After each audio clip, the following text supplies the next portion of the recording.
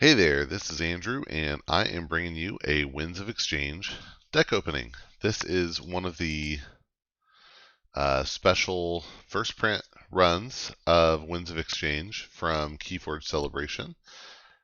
And I opened both decks that came in my initial goodie bag, and then got two more for Sealed Alliance. And I sold one of them to a friend, one of the ones from my goodie bag, who couldn't be there, and put up videos of the other ones. So what's this one? Well, I got decks two more ways. One is that GG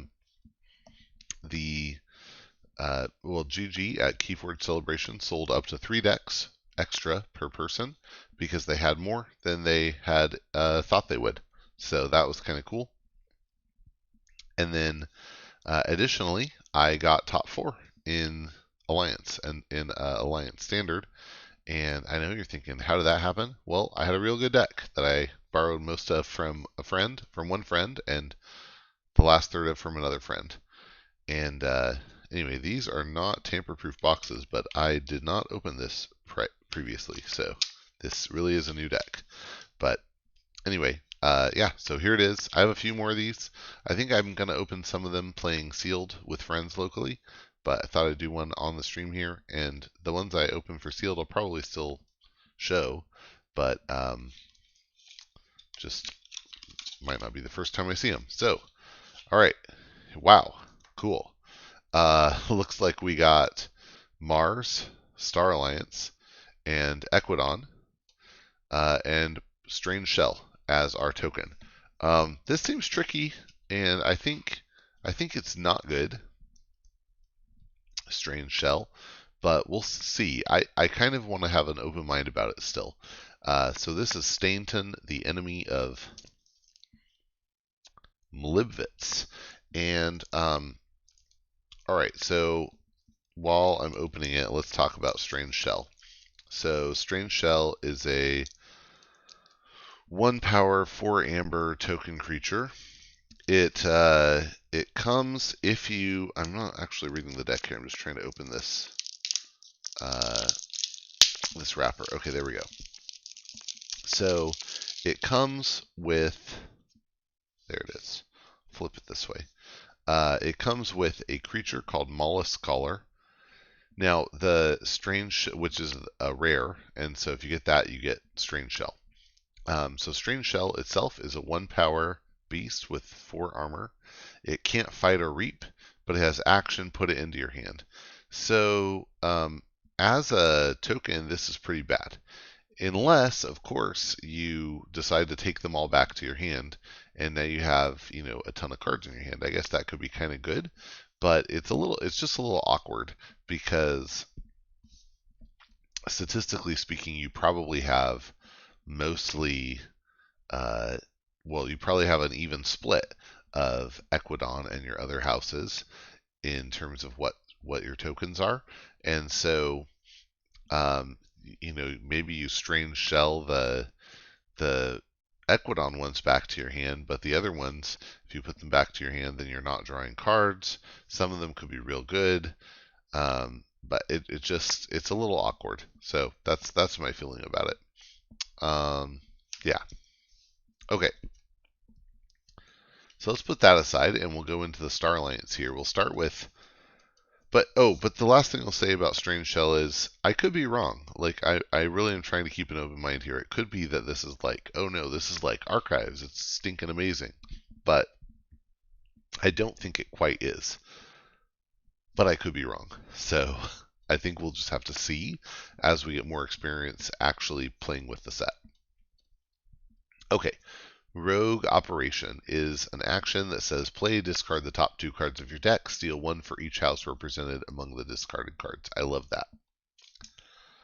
Then we have Recorded History. This is an action with an amber. When you play it, you reveal up to 3 cards of different houses from your hand. Archive each card revealed this way.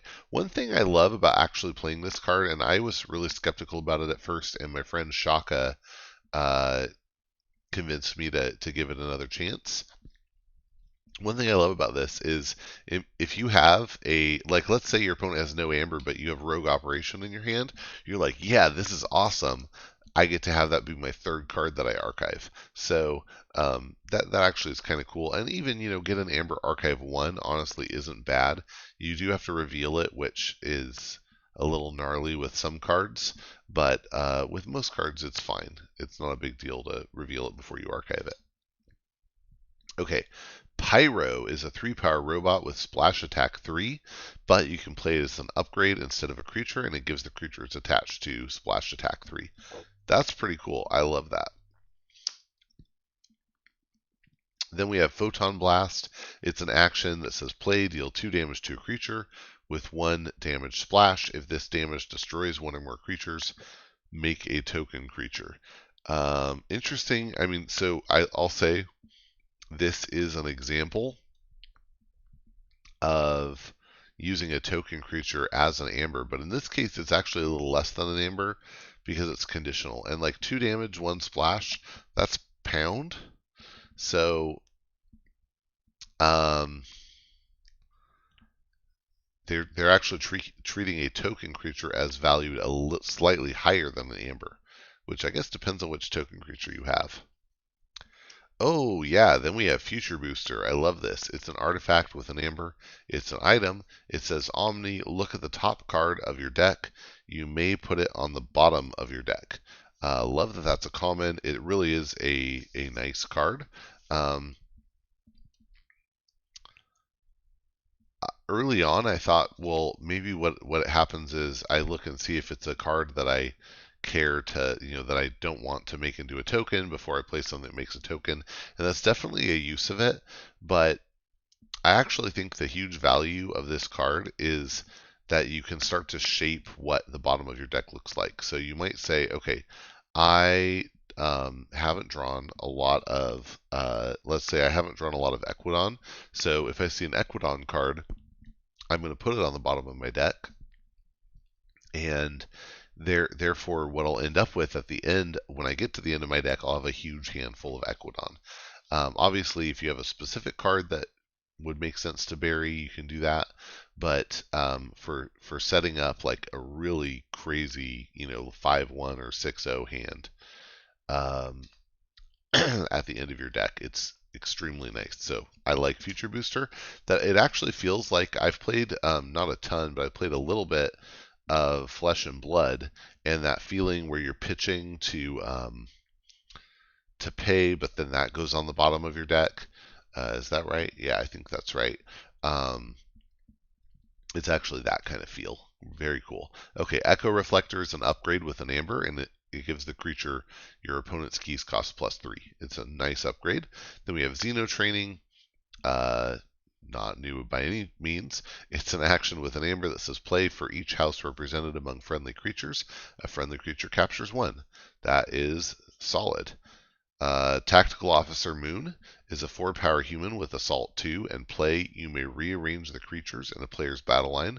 Interesting. I don't know. I guess, yeah, I don't think that matters too much in Winds of Exchange compared to other sets, as I don't think it cares particularly more about battle line order, but still a good effect sometimes. And having that Assault 2 is real cool. Then we have Stealthster, who's a 3-power robot with Elusive that can be played as an upgrade and give the creature it's attached to Elusive. Nurse Soto is back from Worlds Collide, a 3-power human with Deploy and play. After fight and after reap, you heal 3 damage from each of Nurse Soto's neighbors. That's interesting. I don't think it's great value. The Moon either. So not loving the creature selection here, although the actions and artifact are pretty solid. Next we have Badge of Unity. I love this one. It's an upgrade. It says this creature belongs to House Star Alliance in addition to its other houses. Previously, they ruled that if a card changes a creature's house, it is no longer the old house, but this has the specific in addition to wording. So it actually would belong to the to both houses, which is pretty awesome. So pick a good creature, get twice the usage out of it. Here's a card I haven't seen yet, Temporal Purge. It's an action with an amber. When you play it, you flip each token creature face up. This actually could be really good with Strange Shell. I take a lot of things back. So Temporal Purge, you play it, you flip each token creature face up, and you put each non-creature card flipped this way into its owner's discard pile. Okay, that's really interesting. So actions or upgrades or artifacts, when they get flipped, they go to the discard pile, but creatures stay ready. That's kind of cool. I like that. Okay, that is it for the Star Alliance. By the way, I don't think. Oh yeah, I did say the deck name. I feel better now. All right, let's go to Mars. Whoa, this is crazy art. This is also a card I have not seen yet. Looks like something terrible is happening to that Shadows creature. So this is okay. I think this is enhanced. This does not naturally have a pip, but this is a Ironyx Mesmerist, who's a 5-power Martian. With action, a creature captures 1 from its own side. Oh, I had seen that. Okay, that's pretty great. That's a really nice. That's a really nice effect. So this is essentially like a Mind Warper, but instead of being 2 power with elusive, it's 5 power. Similar comparison to like between mother and daughter. So this one has an amber pip. This one does not, the second one. So that's cool. Ooh. And here is a Tixel Beambuckler with a draw icon. That's so fun. Hopefully we have lots of ways to bring this back to hand and replay it. So Tixel Beambuckler is a 4-power Martian soldier with 1 armor, and when you play it, you deal 2 damage to a creature, and you move it to either flank of its controller's battle line. Love it. And there's a non-enhanced one. Okay, nice. Next is Ironyx Rebel. It's a 2-power Martian Ironyx with deploy, and when you play it, you ready each of its Mars neighbors. So if you can put this between your Mesmerists, wow, great value. That's cool. I like it. Okay. Ooh, Clone Home. Cool. Clone Home is an action. When you play it, you make a token creature. If there are more friendly creatures than enemy creatures, archive Clone Home. Yeah, really solid. Really good way to keep the board, to keep ahead on board. Wow, and then we have Psychic Network. It's an action with play, seal 1 for each friendly ready Mars creature. And Ironyx Rebel can really help with that. It could set you up with 2 ready Mars creatures, even if you had none at the start of your turn. So wow, that's pretty cool. Got 2 Psychic Networks. Oh man, okay. Then we have Memrox the Red. Now, unfortunately, I don't see any support for him. 1, 2, 3, 4, 5, 6, 7, 8, 9. We have 3 more cards to go through after this. So let's hope we get something that helps Memrox. Memrox is a 5-power Martian. It says your opponent's cards cannot leave your archives, which is great with cards like Scoop Up, or you could imagine with like Zookeeper or Mass Abduction. Your opponent's cards cannot leave your archives. Action, gain 1 for each card in your archives. But so far we haven't seen any cards that put our opponent's cards in archives. And in fact, the only archives we've seen is Clone Home archiving itself. So, oh no, that's not totally true. We also have recorded history. So you could potentially fire the action this for 4 if you set it up really well, but that seems a little of a bummer. I mean, I guess the dream would be have Clone Home in the archives, throw Badge of Unity on this thing, and then play recorded history and archive 3, and then you can action this for 4 on both your Mars and Star Alliance turns. That'd be pretty cool.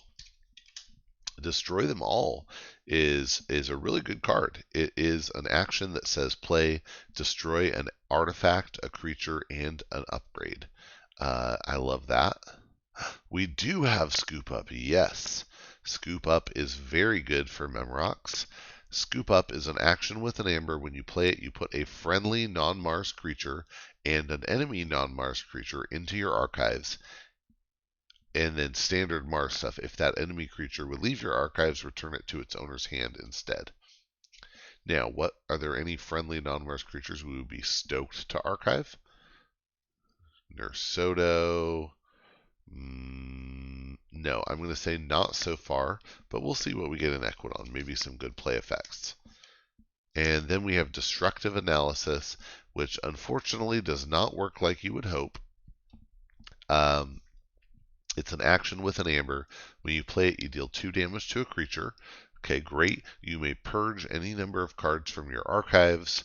Deal an additional 2 damage to the same creature for each card purged this way.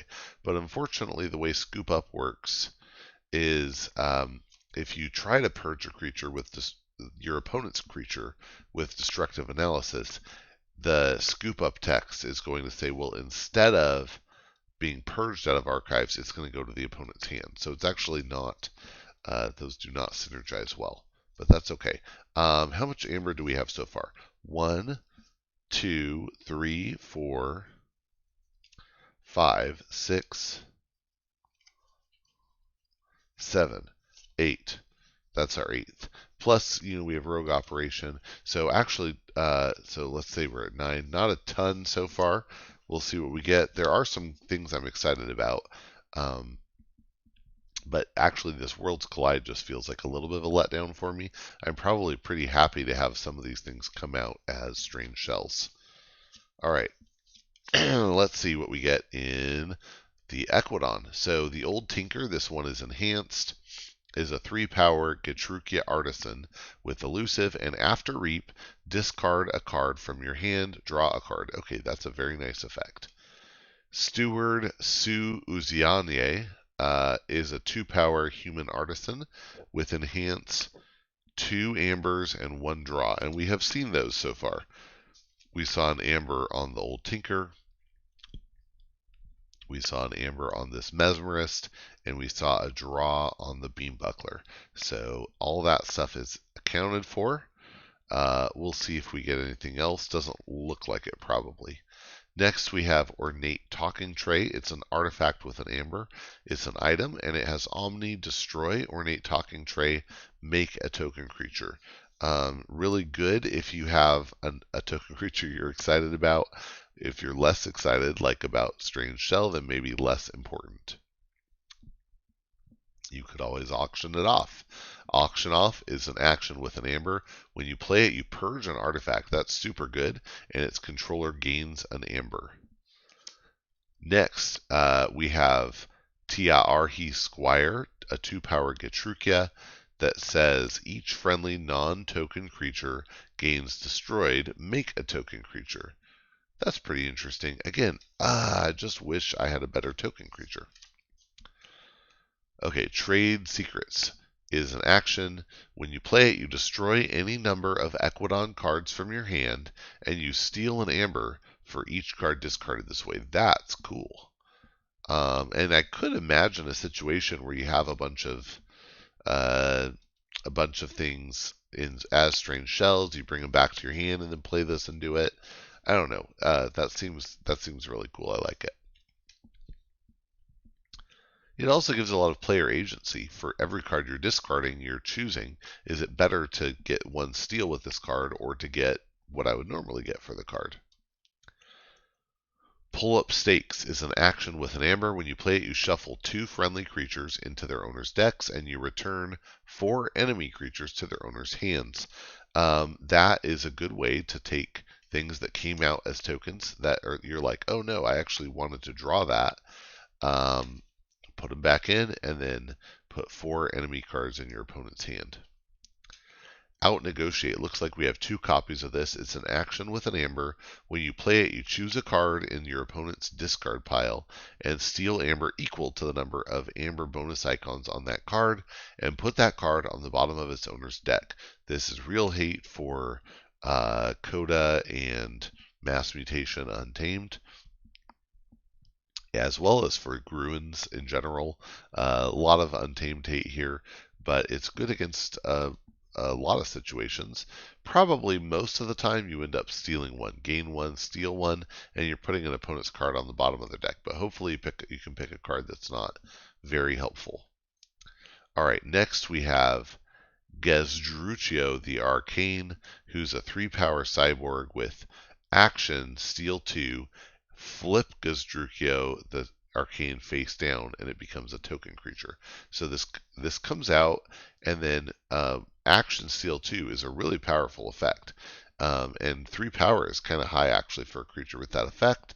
So 3 power action steal 2, but when you do it, you're going to flip it. It's going to become a strange shell.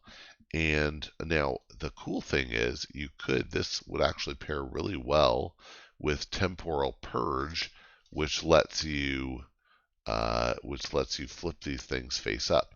Oh, and I did not realize before, it looks like Temporal Purge. Yeah, each token creature. So if your opponent has token creatures, they're getting flipped face up as well, which is quite interesting. All right, last 2 cards here. Mollusk Collar, of course we knew we were going to get that, because if the token creature is Strange Shell, that means you got a rare Mollusk Collar.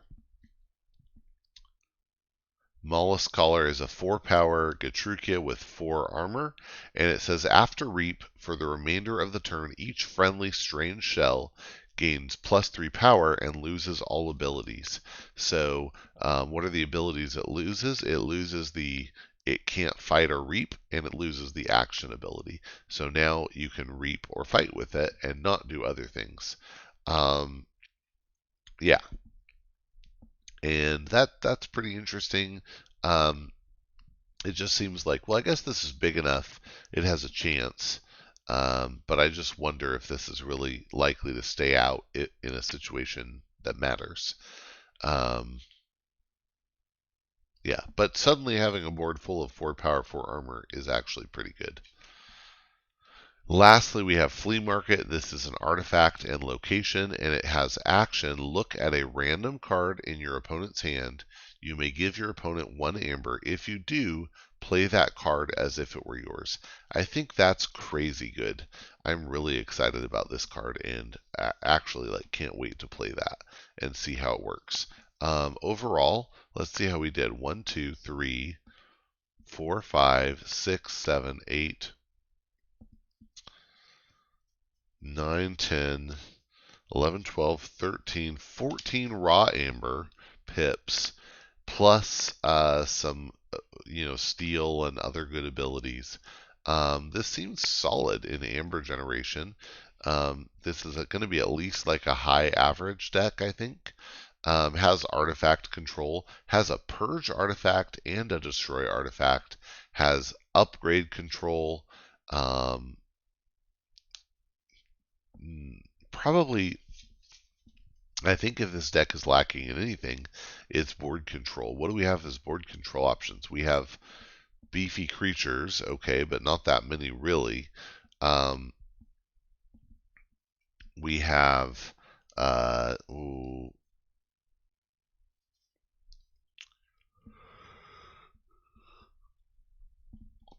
pull-up stakes. That is potentially a little bit of board control, but not amazing. Scoop up is great. Destroy them all is great. Beam Buckler's okay.